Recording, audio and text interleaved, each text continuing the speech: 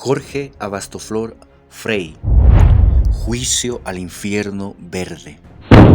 Antología de relatos sobre la Guerra del Chaco, 1932-1935. El verdadero infierno es el olvido.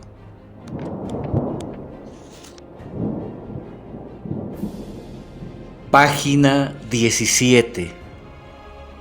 La Brava Cuarta. Batalla de kilómetro 7. Es 13 de noviembre de 1932. Los soldados bolivianos del Regimiento Sucre avanzan por el campo con cautela. La jornada anterior, 12 de noviembre, han tenido su bautismo de fuego, apenas unas horas después de haber llegado al sector de kilómetro 7. Ahora realizan la limpieza del campo, recogiendo el material que han abandonado las tropas paraguayas luego de otro fallido intento de tomar por asalto las trincheras bolivianas. Ahora, los del Sucre también son parte de esta increíble historia. La situación es crítica para Bolivia a fines de 1932. El ejército paraguayo ha completado su movilización general, elevando sus efectivos hasta 16,000 hombres que ya están operando contra las posiciones bolivianas. La retoma paraguaya del fortín Boquerón, ocurrida el pasado 29 de septiembre, había ocasionado una ruptura crítica del dispositivo militar boliviano y demandaba la concentración de los escasos efectivos bolivianos que se encontraban en el frente. A principios de octubre, las tropas bolivianas debieron evacuar y concentrar los combatientes bolivianos que se encontraban en los fortines Toledo, Corrales, Fernández, Platanillos, Loa y Bolívar. El resultado: solo pudieron reunirse 1,780 combatientes. Entre paréntesis, Díaz Arguedas. Punto aparte. La concentración de las tropas bolivianas se produjo en el sector comprendido entre los fortines Castillo y Yugra.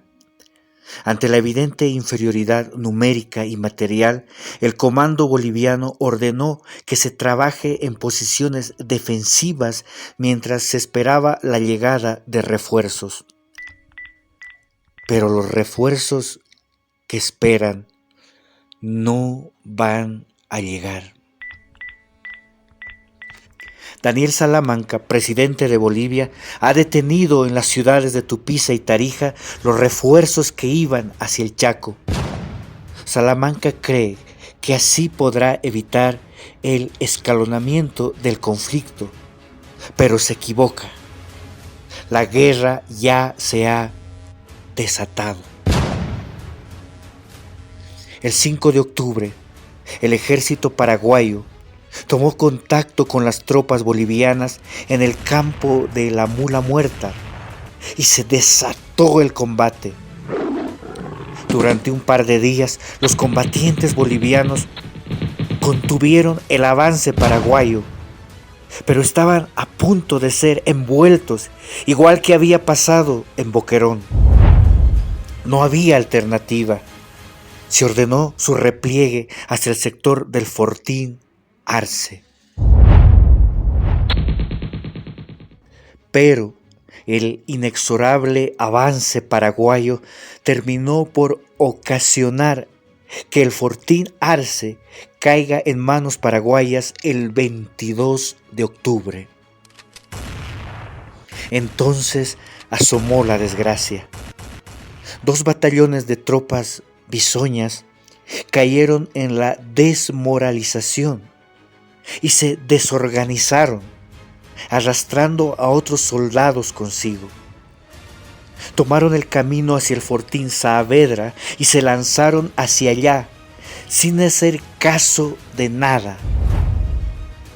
El comandante paraguayo José Félix Estigarribia lo sabía. Era el momento de dar la estocada final al ejército boliviano.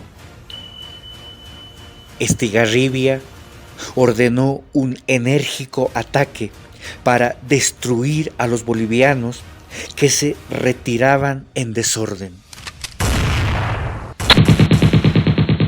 El ataque, al concentrarse con éxito, también dejaría a la séptima división boliviana completamente aislada.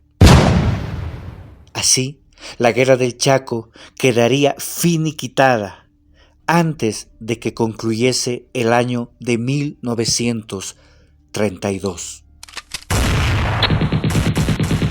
Pero los combatientes bolivianos, que se replegaban desorganizados, no estaban abandonados.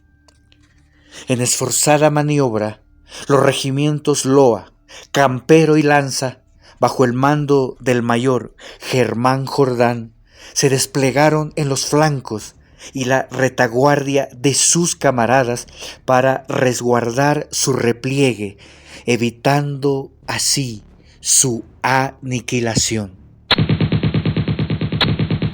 Entonces el ejército paraguayo experimentó el agotamiento de sus suministros, especialmente agua. Cuando parecía que esta contingencia detendría el avance paraguayo, llovió torrencial, pero torrencialmente. La naturaleza se ponía del lado del Paraguay, y esto le permitiría al comando paraguayo continuar su hostigamiento sobre las posiciones bolivianas. La consigna del comando paraguayo era: perseguir y destruir, perseguir y destruir. En el fortín Aliguatá, los oficiales bolivianos trataron por todos los medios de reorganizar a los soldados desmoralizados, pero no había forma de detener esta marea humana. En tan desesperada situación, el coronel Enrique Peñaranda, extenuado y enfermo, se dirigió a los combatientes bolivianos, no ya para apelar a su razón, sino para desafiar su patriotismo. Con la banda de música interpretando el himno nacional, Peñaranda sentenció, abre comillas: es mejor morir de cara al enemigo que volver al hogar con la vergüenza en el rostro. Quienes quieran acompañarme, un paso al frente. Cierra comillas, punto seguido, abre paréntesis, Querejazu, cierra paréntesis, punto aparte.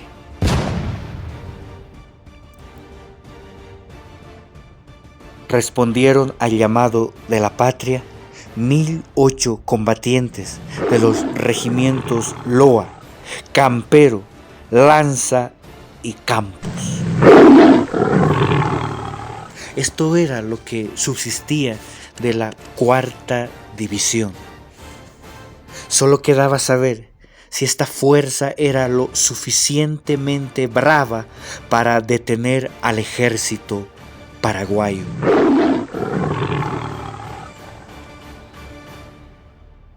Evacuado Peñaranda, el comando recayó en el teniente coronel Bilbao Rioja.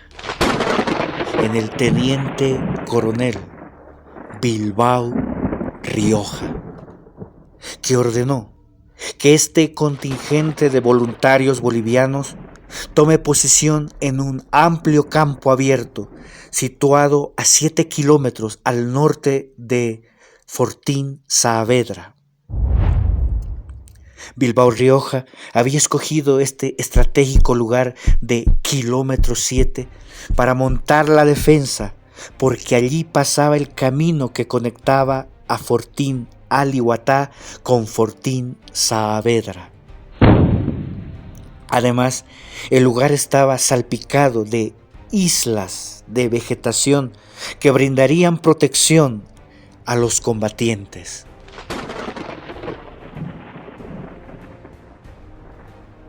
Bernardino Bilbao Rioja ordenó la construcción de 2 líneas paralelas de trincheras en el espacio comprendido entre el campo abierto y el bosque. La extensión de cada línea de trincheras era de 10 kilómetros, entre paréntesis Díaz Arguedas, punto seguido. La idea era brillante, pero requería que cada uno de los voluntarios cavase 20 metros de trinchera, con el enemigo en su aproximación final. El 25 de octubre está por caer el Fortín Alihuatá en manos paraguayas y no tardarán en llegar hasta las inconclusas trincheras bolivianas. Sonó el teléfono de campaña en el Fortín boliviano Saavedra. El operador contestó y escuchó: «Atención, cuidado».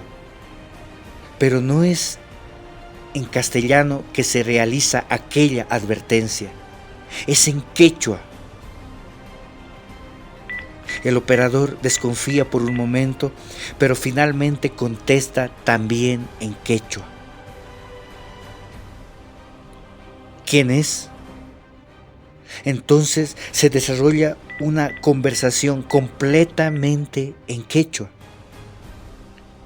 Quien hizo el contacto fue el músico boliviano Jesús Arce Quinteros, que le advierte al operador de Saavedra que la línea por la que hablan ha sido intervenida por los paraguayos. Arce informa que el ejército paraguayo ya se dirige hacia Saavedra. Los defensores de kilómetro 7 serán completamente arrollados porque aún no han terminado de hacer sus trincheras. En esas circunstancias, el músico boliviano tiene una idea. Arce le propone al operador de Saavedra que ambos se hagan pasar por oficiales superiores bolivianos que definen una maniobra sobre el fortín paraguayo Fernández en la retaguardia del ejército paraguayo. Así lo hicieron y tuvieron esta falsa conversación en castellano con los paraguayos escuchando. El comandante paraguayo Estigarribia fue inmediatamente informado y tomó la decisión de desviar su avance para enfrentar el supuesto ataque. Esta artimaña retrasó al ejército paraguayo apenas lo suficiente para que los bolivianos de kilómetro 7 concluyan su atrincheramiento. Entre paréntesis, Sánchez Guzmán, punto aparte. Construir aquellas trincheras fue una hazaña de ingeniería militar y de fortaleza rayana en lo sobrehumano. Mientras se realizaban los trabajos, Bernardino Bilbao Rioja recorría las trincheras animando a los soldados. No tenía la oratoria de Peñaranda, pero contagiaba su energía arengando con una sencilla pero poderosa frase: no pasarán, no pasarán.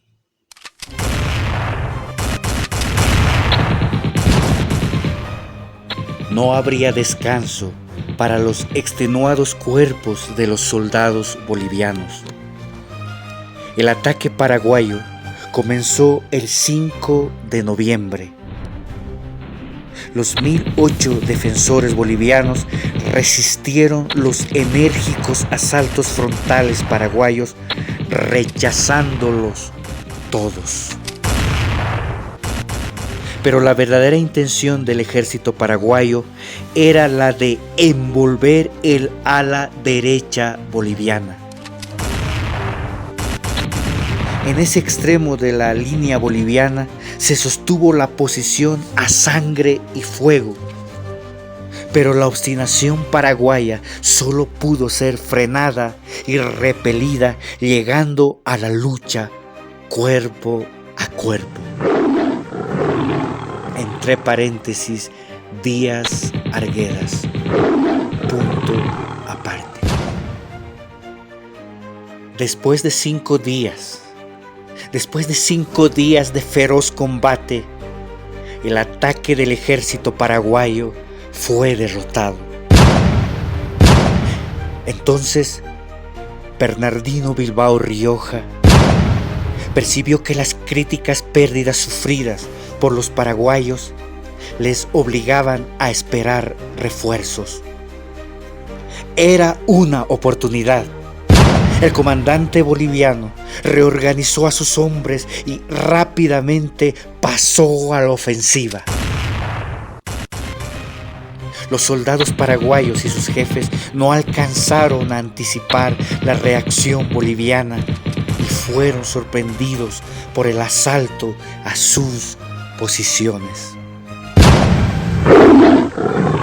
1 millar de soldados bolivianos había detenido férreamente la ofensiva de todo el ejército paraguayo y luego lo había hecho retroceder.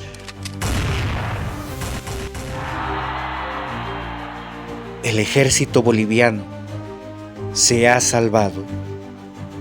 La 4ª División Boliviana se ha ganado un nombre para la posteridad: la Brava Cuarta. La Brava Cuarta.